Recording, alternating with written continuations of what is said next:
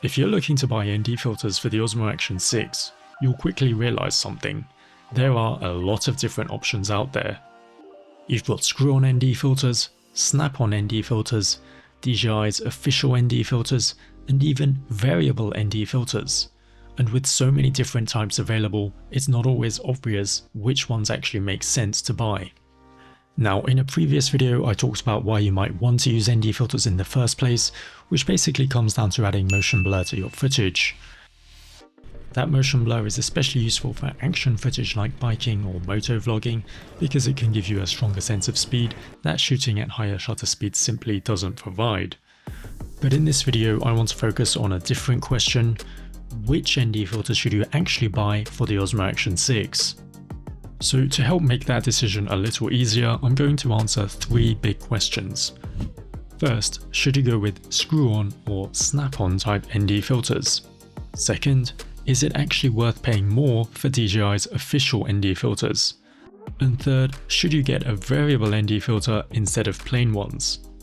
And to figure that out, these are all the ND filters I ended up buying to test. We have the screw-on ND filters from K&F, the snap-on ND filters from K&F, the official DJI ND filters, which are also snap-on type, and finally this ND4-32 variable ND filter from K&F. Just to be clear, I'm not sponsored by K&F and I bought these all myself.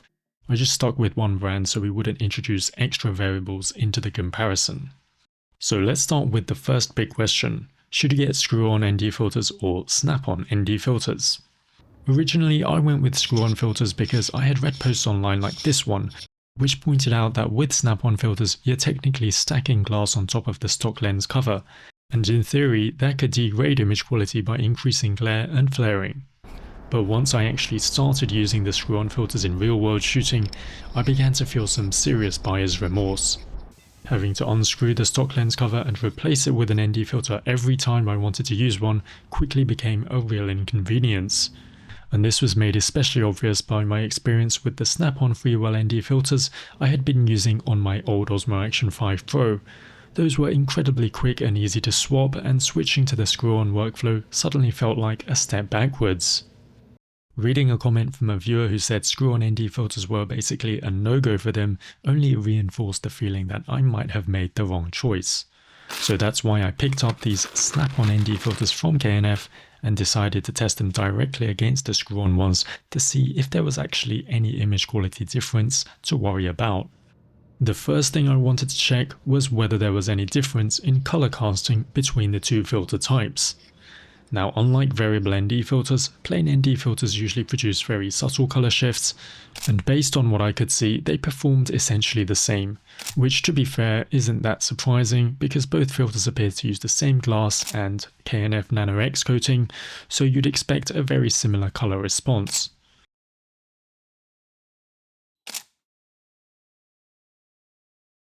But what I was really curious about was glare and flaring. So here's footage shot directly into the sun with the snap-on ND filter. And here's the same scene with the screw-on ND filter. You might notice these small white blobs appearing in the footage with the snap-on filter. Now at first I thought these white blobs were caused by stacking glass, but that's not actually the case. Instead, they're caused by tiny dust particles on the stock lens cover, which only become visible when a very bright light source hits the lens.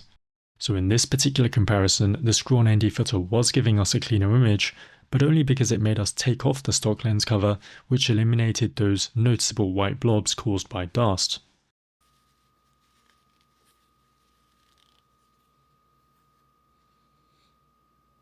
But besides these blobs caused by dust, we can see in this comparison that the stock lens cover also introduces some of its own lens flare in shots, which of course carries over to the snap-on filter. Because the stock lens cover is made of thicker protective glass, it seems to introduce some additional artifacts. So overall, the snap-on filters feel like the winner here because they don't introduce any noticeable image quality penalty compared to the stock setup.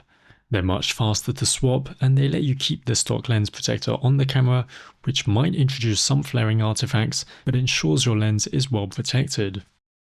So with that settled, let's move on to the next question. Is it actually worth paying extra for DJI's official ND filters?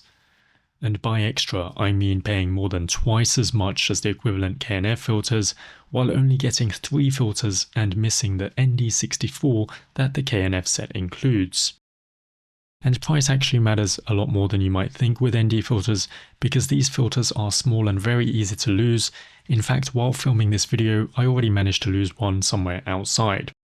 So you're probably wondering whether they perform better, but before that, let's quickly look at a few other differences. First, you do get a nicer carrying case compared to the more basic one included with the K&F filters, and second, the ND filters themselves feel slightly more premium in the hands, and it felt like they weighed a little more, and when I weighed them, the official ones did indeed weigh a little more than the K&F ones. So maybe they are slightly more durable, but it's only guessing at that point. Now, what about image quality? In these comparisons shot with the strongest ND32 filter, it was actually very difficult to see much difference between them. Both introduce a slight reddish tint, but it's small enough that it's not really worth worrying about. If I had to be really picky, I'd point to this comparison where the K&F filter looks slightly cleaner, while the DJI filter shows a slightly stronger reddish tint. So overall, the official DJI ND filters don't make much sense from a value perspective, especially when you're lacking the ND64 filter included in the K&F set. Now, as for how useful the ND64 actually is, well, so far I haven't actually needed to use it in real world use, and have mainly been using the ND16 and ND32. But I could definitely see it being useful when shooting snowy landscapes on a sunny day, for example, or for time lapses where you want longer exposures. Finally, let's talk about variable ND filters as an alternative.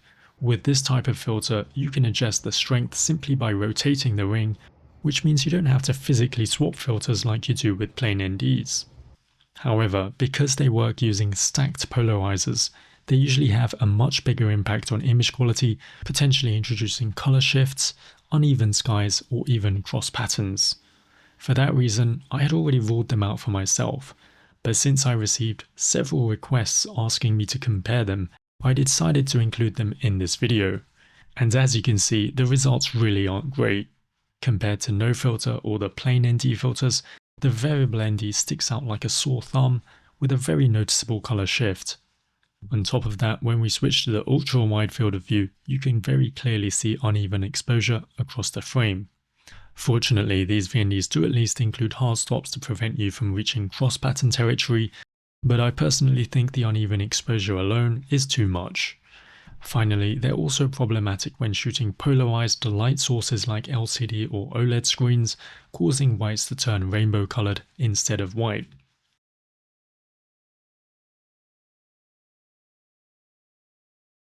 And when you consider that it's very easy to accidentally rotate the ring, which is especially risky on an action camera that goes through a lot of movement, I really can't recommend using a variable ND on the Osmo Action 6. So to wrap things up, the K&F snap-on ND filters are the clear winner for me. They're quick to swap, they don't hurt image quality in any meaningful way, and they let you keep the stock lens cover on for protection. The screw-on filters did produce a slightly cleaner image in harsh light, but that was mainly related to the fact that you were removing the stock lens cover. For me, that small improvement wasn't worth the trade-off of having to unscrew and reattach things every time you want to use a filter. Meanwhile, DJI's official filters look and feel nice, but at more than double the price and without an ND64 in the pack, they're a tough sell when the K&F set performs just as well, if not slightly better, in some comparisons. And finally, variable ND filters might sound convenient in theory, but the image quality compromises and potential artifacts make them a poor fit for an action camera like the Osmo Action 6. So if you're looking for ND filters for your Osmo Action 6, the K&F snap-on set is where I'd start. I'll leave links to everything featured in the video in the description, and let me know in the comments what you think are the best ND filters for the Osmo Action 6.